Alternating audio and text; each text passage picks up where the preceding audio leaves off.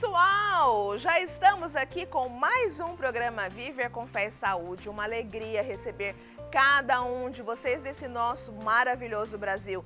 Vocês que nos acompanham através da Parabólica também, através do canal 321 e também pelas plataformas digitais. Então, quero mandar um abraço para todos vocês que se fazem valer aí e acompanham toda a programação da TV Imaculada e aqui do Viver com Fé e Saúde. O programa já está começando e vocês sabem, vamos assistir agora o quadro Viver com Fé, uma dica sobre a questão da espiritualidade. Vamos acompanhar? Olá, Cláudia! Neste mês vamos falar sobre o dízimo e na dimensão especialmente religiosa. O dízimo é uma experiência de fé. Assim como você que trabalha, tem os dons que Deus lhe deu, então a experiência da fé faz com que a gente entregue na igreja, na comunidade, como uma experiência pessoal mesmo de tudo aquilo que Deus nos dá, uma parte, uma parcela. A própria palavra de Deus nos inspira nesse sentido. Nós dizemos que o dízimo tem uma dimensão religiosa, no sentido de um compromisso pessoal de cada um de nós a partir da palavra, com a graça de Deus que tanto nos dá. Então, tudo que você recebe de Deus, você de alguma forma devolve, entrega, partilha com Ele, com todas as bênçãos que Deus lhe dá na experiência do dízimo. É por isso que o dízimo tem uma expressão muito pessoal na fé. O dízimo é um sinal de fé na minha vida, na sua vida. Pense nisso e aí, de modo especial, no compromisso com a sua comunidade. É isso aí, pessoal. E neste momento agora vamos acompanhar o VT do tema dessa semana. Vamos acompanhar? A oração é a força para a perseverança nos caminhos da fé. Ela abre as portas do céu para as graças de Deus, liberta o homem do poder do mal e para quem crê na palavra de Deus, a oração pode fazer o impossível acontecer. E neste ano de 2024, somos convidados a refletir sobre o ano da oração, em preparação ao Jubileu 2025 Peregrinos da Esperança, proclamado no início do ano pelo Papa Francisco. Ano da Oração. Esse é o tema do Viver com Fé e Saúde desta semana. Pessoal, eu convido a todos vocês a organizarem aí em família para podermos assistir o Ano da Oração em preparação ao Jubileu 2025. Quem está conosco, que vai falar sobre esse tema tão importante para a nossa fé católica, ela que é uma querida, eu estou muito feliz de tê-la mais uma vez aqui no Viver com Fé e Saúde, a Maíla Guiar Santos, teóloga, coordenadora da EDAP, Escola Diocesana de Agentes de Pastoral. Gente, há um tempo atrás, Maíla foi minha professora no EDAP e eu sou muito feliz de tê-la em minha vida e hoje mais uma vez aqui no Viver com Fé e Saúde, ela que já está aguardando e vocês sabem a riqueza que ela é de experiência, de sabedoria e vai trazer informações bem relevantes aqui para a gente aprender um pouquinho acerca desse ano de oração preparatório para o Jubileu 2025. Mas agora nós precisamos ir para um breve intervalo e voltamos já já com o nosso programa. Reúnam todos aí!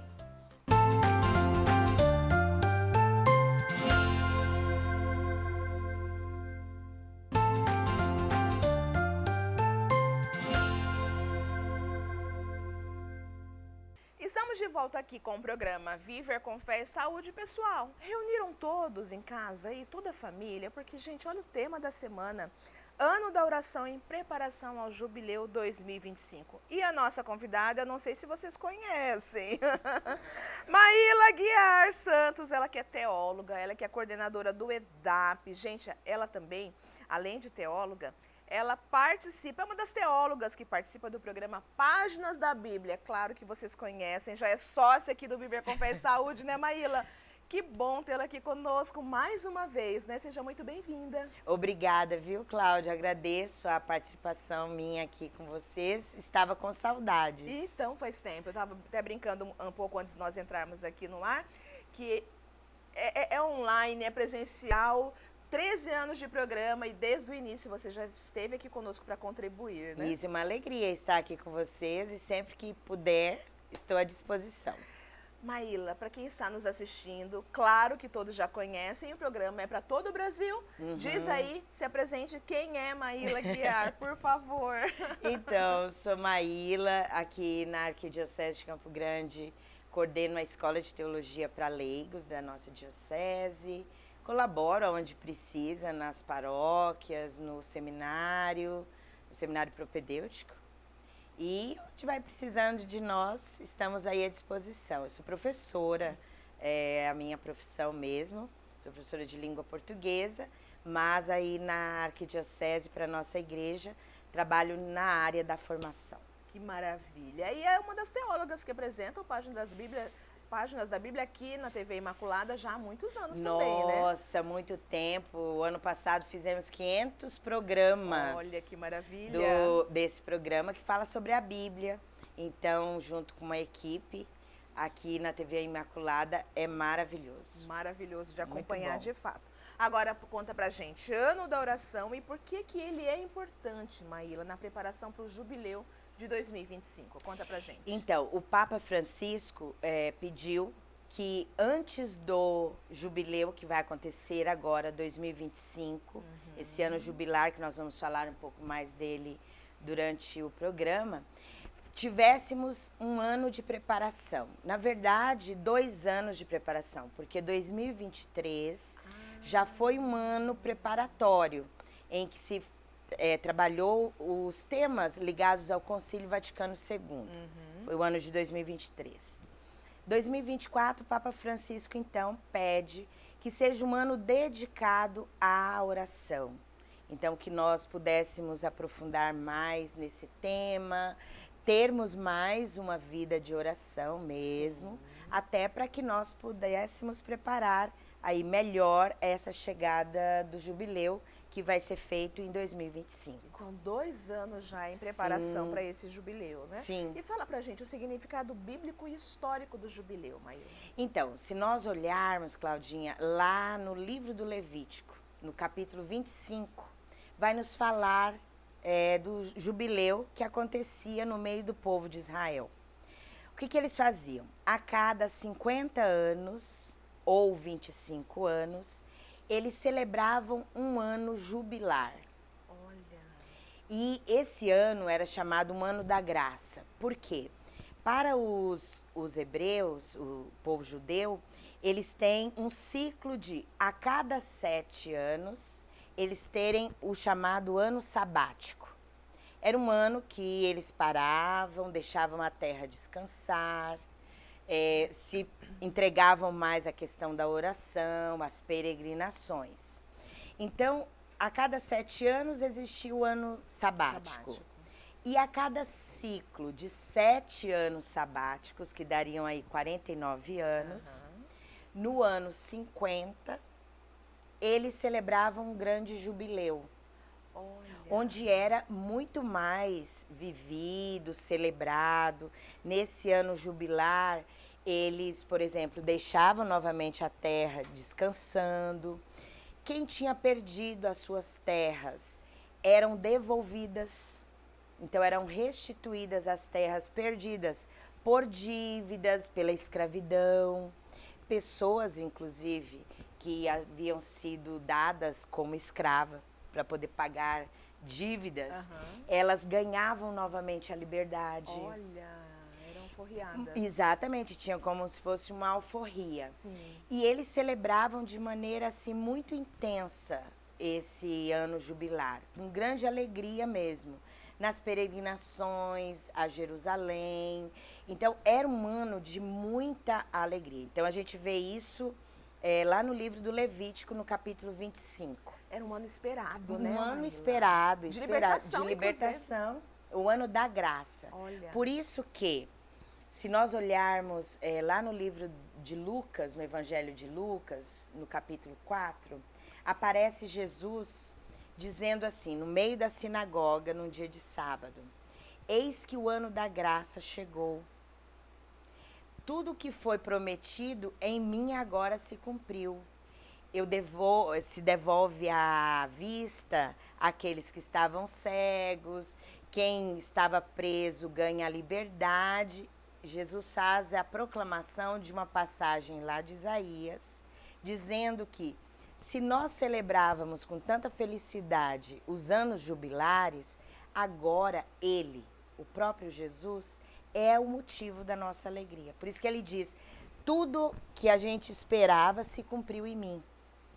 Então, biblicamente, o jubileu era um assunto, uma celebração que para o povo judeu era extremamente aguardado. Isso veio para a nossa igreja. Então, a igreja, como aquela que guarda essas tradições judaicas, mas coloca dentro da perspectiva de Cristo, nos traz, então, os chamados anos jubilares. Por isso que nós continuamos a celebrar os anos jubilares na igreja. E a gente acreditar que realmente o ano da graça chega, né, Sim. Maíla? Isso, sem sombra de dúvidas, acende ainda mais a esperança do povo, né? Com certeza. E exatamente esse jubileu de 2025 vai falar da esperança. Então tem tudo a ver, porque o Papa Francisco proclama exatamente esse ano de 2025 como jubileu peregrinos da esperança. Olha! Motivados exatamente com essa virtude teologal da esperança que nos conduz, que nos anima, que nos traz realmente essa espera, esse aguardo por vivenciar esse ano de 2025. Pessoal, eu não sabia que o tema era esperança, né? Eu até ia perguntar para ela o tema central do ano da oração, não, Maíla? Sim. Então, no ano da oração, que é esse que nós estamos vivendo, 2024, o tema central dele é uma frase lá do Evangelho de Lucas, no capítulo 11, versículo 1. Quando os apóstolos se reúnem com Jesus e eles pedem a Jesus, ensina-nos a rezar. E ali Jesus ensina a eles a oração do Pai Nosso. Então, nesse momento, nós vemos pelo próprio Cristo a necessidade de que nós temos de nos ligar a Deus nesse diálogo que acontece por meio da oração. Exato. Jesus incentiva eles a oração e ensina uma oração, que é a oração do Pai Nosso, que tão bem conhecemos. É uma oração que contempla tudo. Na oração do Pai Nosso nós temos o nosso reconhecimento e adoração a Deus, porque nós dizemos, santificado seja o teu nome, venha o teu reino, essa esperança de que o reino de Deus comece aqui, seja sinal e se concretize na eternidade. Por isso que nós falamos, venha a nós o vosso reino, seja feita a tua vontade, na terra como já é feita no céu.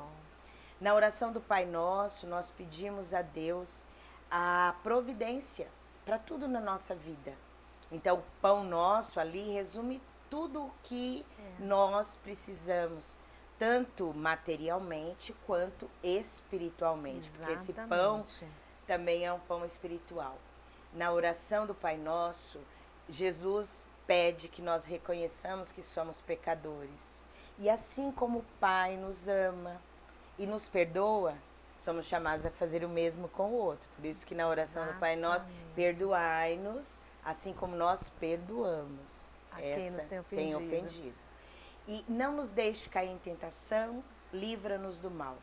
Porque a tentação, as tribulações, as dificuldades, o mal está sempre ao nosso redor.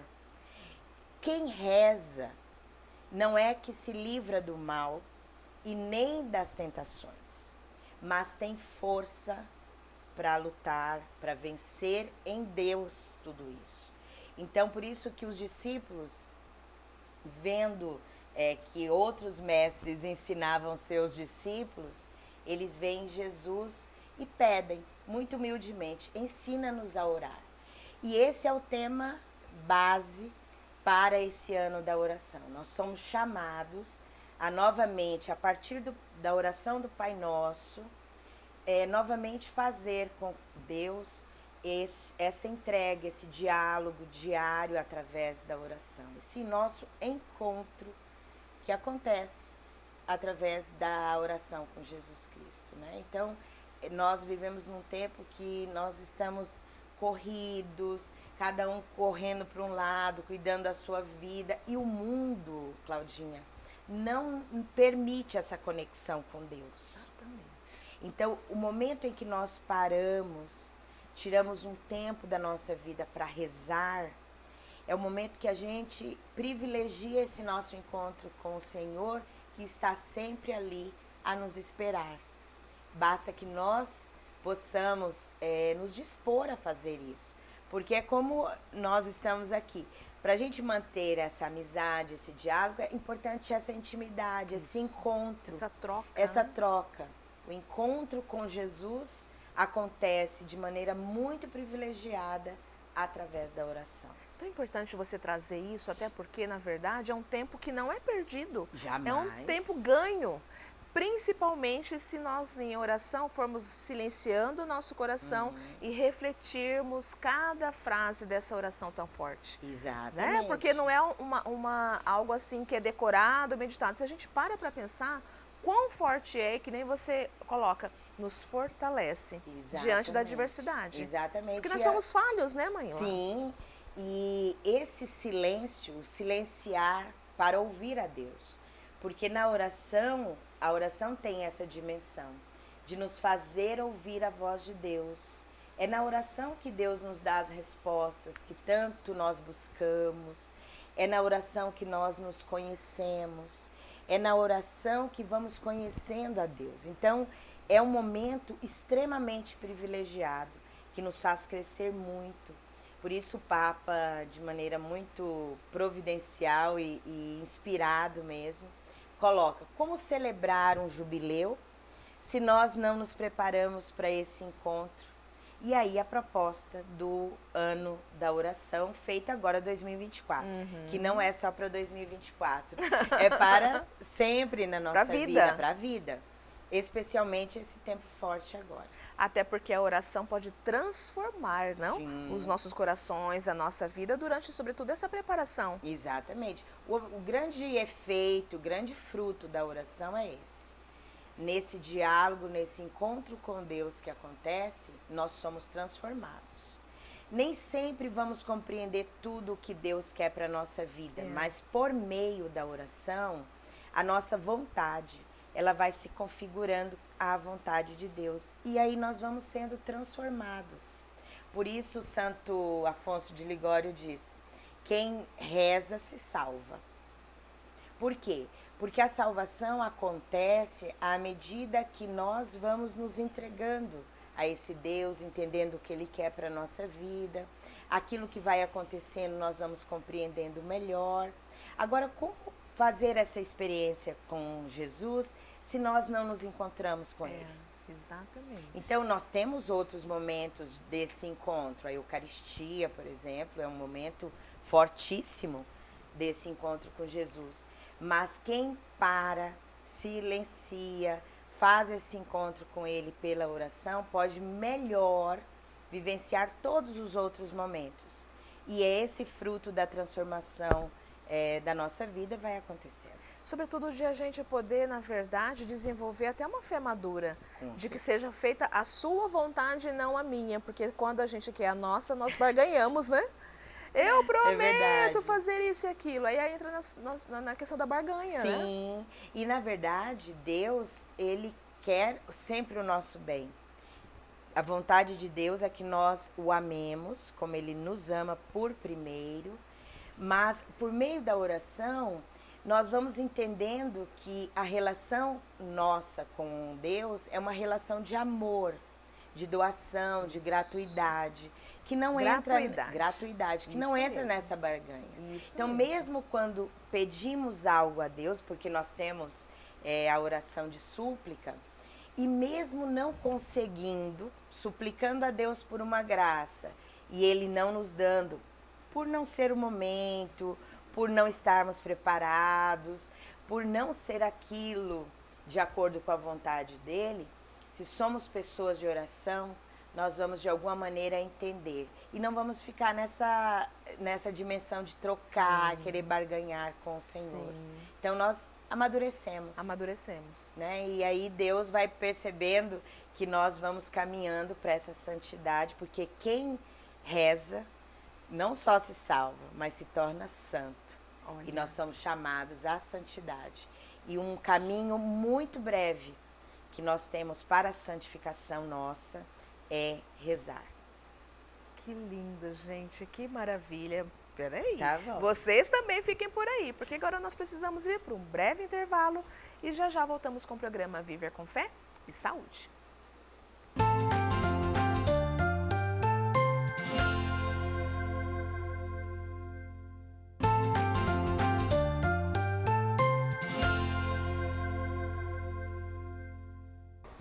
Aqui estamos de volta com o programa Viver com Fé e Saúde. Pessoal, que bloco anterior maravilhoso, não? Quanto conhecimento da nossa convidada maravilhosa. Nós estamos falando sobre o ano da oração em preparação ao Jubileu 2025. A nossa convidada, a querida Maíla Aguiar. Ela, que vocês sabem, ela é teóloga, coordenadora do EDAP, está aqui também no Página da Bíblia. Maíla, fala pra gente em relação a tudo isso, essa preparação toda que está acontecendo, quais são as principais atividades e os eventos, né, preparatórios programados agora no ano da oração?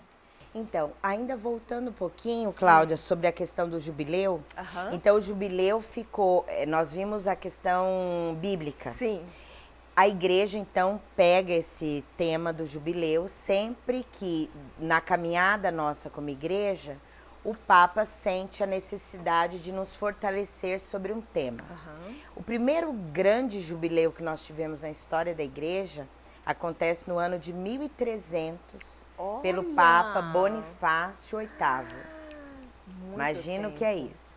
E aí, antes, o jubileu na igreja era comemorado de 100 em 100 anos, depois foi de 50 em 50, hoje se estabelece de 25 em 25 anos. Então, vamos lembrar, o último grande jubileu que nós tivemos, ordinário, aconteceu no ano 2000. Por isso, 2025, termos agora o jubileu. O Papa Francisco, no ano de 2015, ele fez um jubileu extraordinário. Olha! Falando, nos motivando sobre a misericórdia. Foi o ano da misericórdia.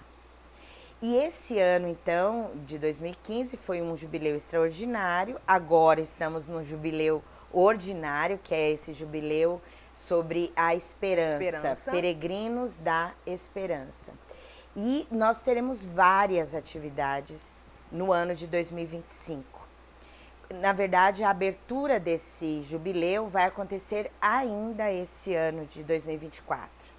No dia 24 de dezembro, véspera de Natal, olha, o Papa abrirá o ano jubilar para 2025.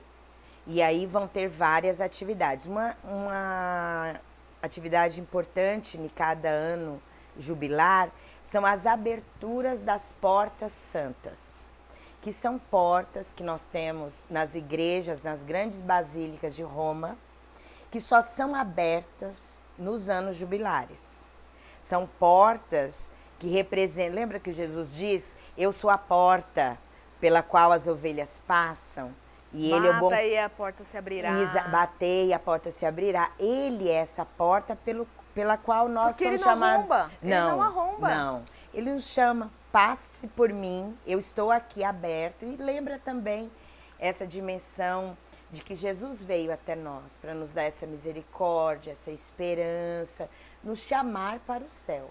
Por isso que um evento muito esperado em cada ano jubilar são as aberturas das portas santas, que só são abertas, como eu disse, nos anos do jubileu. Então, nós vamos ter, primeiramente, a porta da Basílica de São Pedro, que vai se abrir nesse dia 24 de dezembro de 2024. Depois, na sequência, vai ter a Basílica de Latrão. Depois, 1º de janeiro de 2025, dia de Nossa Senhora, celebramos Maria Mãe de Deus, terá a abertura da Porta Santa lá na Basílica de Santa Maria Maior. E depois de São Paulo, fora dos muros. Então, isso é um grande evento que nós somos chamados a, pelo menos aqui, a acompanhar. Porém, o Papa sempre incentiva que nas dioceses, de alguma maneira, nós possamos fazer também essas celebrações jubilares. Então, na catedral, com certeza, vai ter uma grande celebração. As dioceses são chamadas a, na sua especificidade, fazer algo ligado à questão do jubileu. Até mesmo dessas portas. Quem sabe fazer uma porta santa aqui na diocese, numa catedral, para que a gente possa celebrar isso melhor. Outro evento muito importante que nós somos chamados a viver são as experiências de peregrinações. Lembra que falei que os jubileus eram sempre celebrados indo para Jerusalém, fortalecendo essa vivência da fé. Então, no ano jubilar, que nós possamos fazer uma peregrinação a um santuário mariano, um santuário que nos motiva a viver essa oração, a viver a fé, celebrar melhor essa dimensão da peregrinação. E um terceiro ponto que o Papa Francisco incentiva é a questão da misericórdia, da reconciliação. Por isso, a cada ano jubilar, nós recebemos as indulgências, a indulgência pelo ano jubilar, que na sequência de que nós recebemos as indulgências durante os anos normais que a gente já vive, mas no ano jubilar nós recebemos a indulgência desse ano. Então, aproveitar todas as ocasiões que nesse 2025 nós pudermos, para ganharmos as indulgências ligadas aí a esse jubileu. Fora isso, nos aprofundar no tema, né? Como eu trouxe aqui um material que é um dos muitos que a Igreja, tanto o Vaticano quanto a Igreja do Brasil, propõe para nós estudarmos sobre o ano do jubilar Peregrinos da Esperança. Por quê?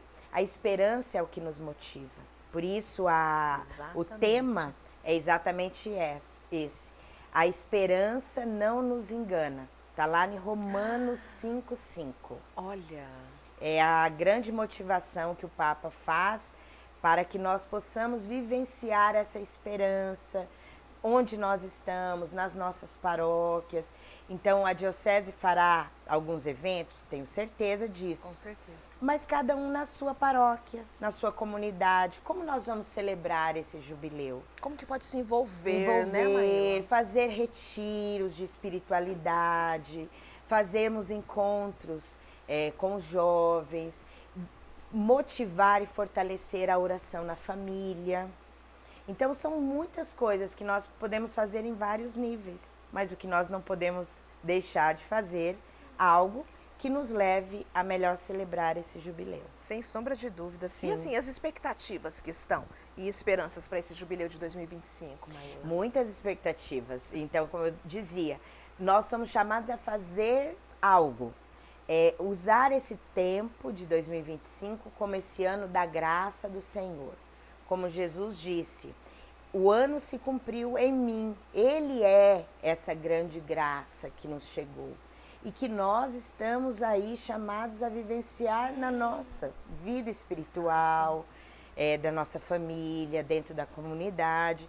Então, assim, a esperança que eu tenho é que, vivendo essa virtude teologal, nós possamos fazer o mundo melhor, mas principalmente a esperança de querer o céu.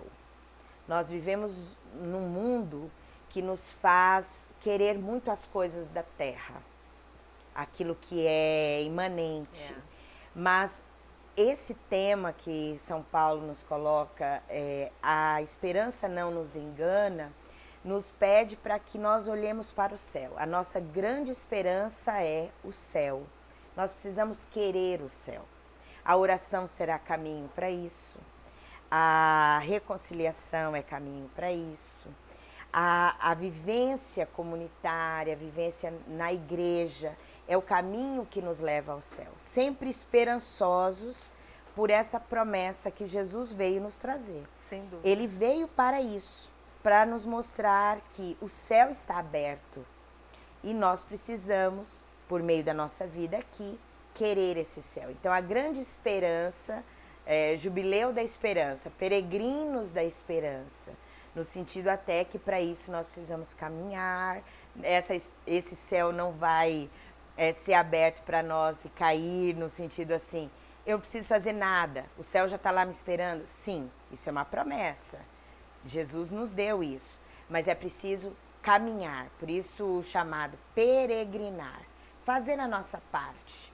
A oração nos ajuda, a oração nos fortalece, e esse jubileu eu acredito que será, assim, para nós, um caminho que vai nos motivar muito para isso. O que eu acho interessante é que você traz essa questão que, embora a oração seja pessoal e individual, né, de cada um para com Deus, quando você traz essa sugestão, por exemplo, do retiro, é como que se a gente sabe que é individual, mas é dar as mãos, irmos todos juntos e nós irmos resgatando outras pessoas a participar também. Sim. E sendo assim, me vem ao pensamento, quantas experiências você, de forma pessoal, não deve ter já vivido nesse ano da oração, né? Sim. Tem alguma que você gostaria de compartilhar com a gente? Então, eu acho que é sempre muito fortalecedor quando nós fazemos as pequenas coisas mais constantes. Às vezes nós vamos ter um grande momento na nossa vida, por exemplo, durante o ano. Falando da oração, é sempre importante que nós façamos anualmente um retiro. Retiro não é encontro.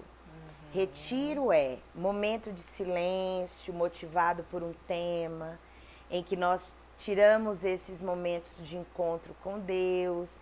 Terá sempre um pregador, alguém que aplica esses exercícios espirituais para nós. Isso abastece, a gente sai de lá abastecido num retiro espiritual. Fortalecido. Então é importante que nós, como cristãos, nós tenhamos um momento desse na vida. Porém, mais importante, vejo, é o dia a dia. Então, para mim, algo que me marca muito é o meu esforço a cada dia tirar um momento de encontro com Deus para a minha oração pessoal. Embora a correria, dia a dia, enfim, tenha um momento. Ter um momento, porque eu sempre digo assim, eu posso falhar e não fazer com que esse momento aconteça durante as 24 horas do meu dia. Mas Jesus está lá me esperando naquele cantinho para conversar comigo. E aquele cantinho não é só um enfeite, Não. né? Que fica bonito na sua sala. Não. Inclusive, tirarmos mesmo um lugar na nossa casa em que a gente vai ter esse silêncio, vai ter esse lugar em que nós podemos ali ter um crucifixo, uma imagem de Nossa Senhora, de São José, dos nossos santos de devoção, uma vela que nos representa essa luz, uma Bíblia. É um lugar que nós nos retiramos. Lembra-se, Cláudia, que muitas passagens do Evangelho, Jesus diz, o evangelista diz, e Jesus se retirava para rezar. Ele se retirava, ele saía daquele movimento e ficava à parte para conversar com o Pai. Era isso que abastecia a Jesus. Mesmo ele sendo Deus, ele nos ensina. Tudo que Jesus fazia é um ensinamento para nós. Então, para mim, algo que muito me marca é essa constância na nossa oração. 24 horas do dia nós temos. Que horário eu tiro para esse encontro com Jesus? É um momento privilegiado que nós não poderíamos deixar passar. Maíla, e assim, para quem está nos assistindo, né? O que você nos indica de formas de oração para esse momento concreto? Então, primeiramente, como Jesus está ali a nos esperar, e ele é Deus, mas é também a oração, essa relação de amizade. Santa Teresa d'Ávila, que é uma mestra da oração, Santa Teresa de Jesus, ela tem uma frase sobre a oração que diz assim: a oração nada mais é do que a certeza do encontro com quem nos ama. Olha. Quem nos ama? Jesus. Jesus. E quando nós somos amigas, por exemplo, nós somos amigas, a gente não fica pensando muito no que a gente vai falar quando vamos nos encontrar. A conversa sai, a conversa rola. A mesma coisa é isso. Então, primeiro, uma oração de maneira pessoal. Esse encontro pode ter fórmulas, o Pai Nosso, a Ave Maria, a própria oração do terço, pode. Mas privilegiar essa conversa pessoal com Jesus. Jesus, eu estou aqui e eu quero conversar. Eu quero contar sobre a minha vida, eu apresento a Jesus o meu dia, eu peço a Ele as iluminações para as minhas dúvidas, para os meus questionamentos. A gente silencia, a gente escuta o que Ele nos diz. A gente chora, se emociona. Sim. E se não acontecer nada emocionalmente? Porque às vezes a gente fica esperando isso. Não quer dizer que essa conversa não teve esse encontro. Que não aconteceu. Aconteceu. Então pode-se fazer e deve-se privilegiar essa conversa pessoal. Quer algo que nos ajude? Talvez uma pequena meditação para a partir dali nós motivarmos essa conversa. Nós temos ótimos livros espirituais. A Imitação de Cristo. Pega um trechinho da Imitação de Cristo, um capítulo, uma frase, leia, medite. O que aquela frase vai me motivar a conversar com Jesus hoje? Que maravilha. Então não é para ler... Dá um direcionamento, Um direcionamento. Né? A própria Santa Teresa, que nos ensina tanto sobre a oração, ela dizia, passei anos usando um livro que muito me ajudava a começar essa conversa com Jesus. Então a base dessa oração, dessa conversa, pode ser o evangelho do dia. Medita sobre o evangelho. O que esse evangelho me faz conversar com Jesus? O que ele está fazendo com que Jesus fale comigo hoje? Então assim, Claudinha, primeiramente privilegiar essa conversa espontânea e pessoal com Cristo. Nosso amigo que está ali. Isso não acontece?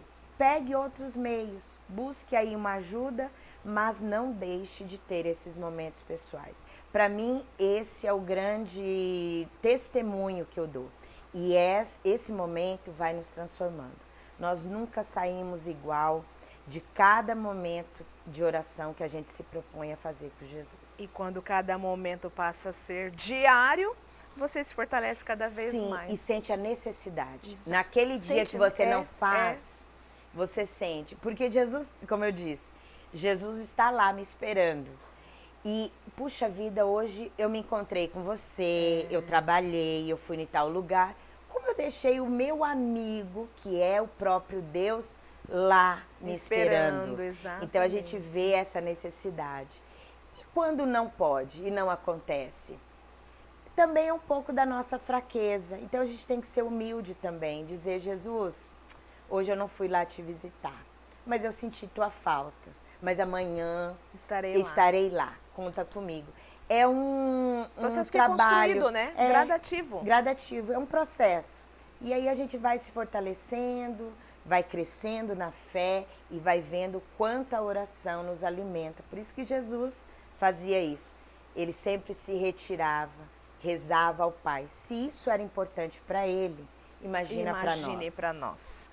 Maíla Guiar Santos, teóloga, coordenadora do EDAP. Querida, muito obrigada mais uma vez pelo seu sim Eu aqui. que agradeço. Pro Viver com Fé e Saúde, uma lembrança pra ti. Que lindo, obrigada. Vou usar nos meus momentos de oração. Perfumar o seu momento ali Que de conversa com Jesus, que lindo. deve ser enriquecedor. Mais uma vez, muito obrigada pelo seu sim aqui pra gente, viu? Eu que agradeço, Claudinha. Muito obrigada pelo seu convite, pela equipe que teve à disposição em me convidar. Eu poder estar aqui, para mim, foi uma grande alegria estar com você, com o seu público.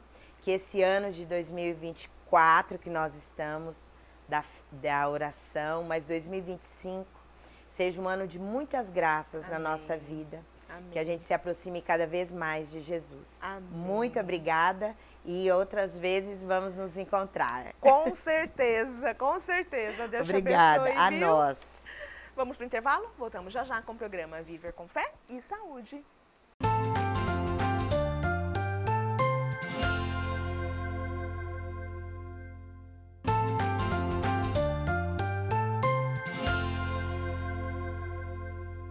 Aqui estamos de volta com o programa Viver com Fé e Saúde, agradecendo mais uma vez a Maíla, minha professora querida do EDAP. tanta riqueza, tanta sabedoria, não, pessoal, que ela nos traz, nos enriquece, sobretudo com essas informações todas. Maíla, muito obrigada mais uma vez o seu sim aqui para nossa querida TV Imaculada, para o programa Viver com Fé e Saúde. O programa Viver com Fé e Saúde já está quase chegando ao final, mas nós ainda temos o quadro Viver com Saúde e o nosso convidado aqui do mês é o Dr. Marcelo Santos Souza. Ele que é médico oncologista pediátrico e hematologista e, além do mais, ele é o médico-chefe do CETOI, gente, que é o Centro de Tratamento Oncohematológico Infantil, que fica lá no 8º andar do Hospital Regional. E o Dr. Marcelo vai trazer para a gente neste mês dicas importantes acerca do diagnóstico da leucemia. Vamos acompanhar?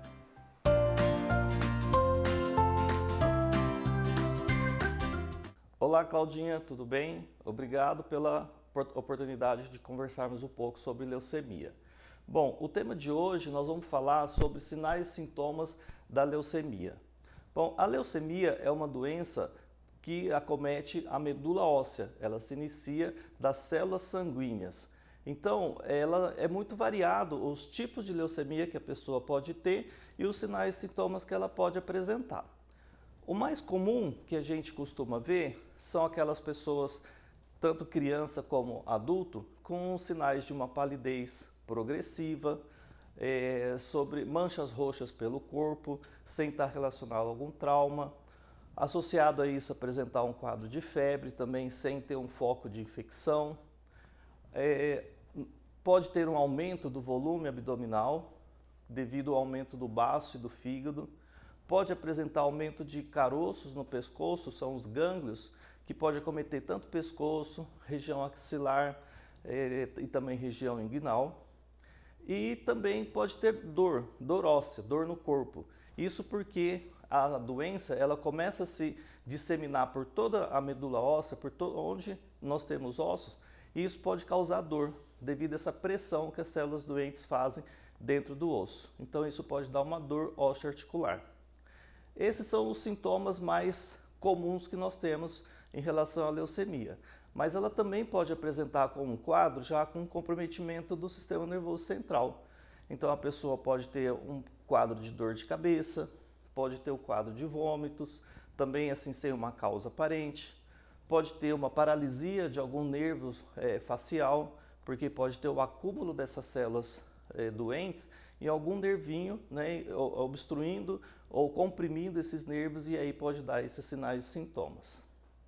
Esses são os sinais gerais em relação à leucemia e a gente tem que ficar bastante atento se uma criança começar a apresentar um desses sinais, que eles também são sinais genéricos a outros tipos de doença. É importante procurar um médico para realizar os exames que nós vamos ter para poder fazer o diagnóstico o mais rápido possível.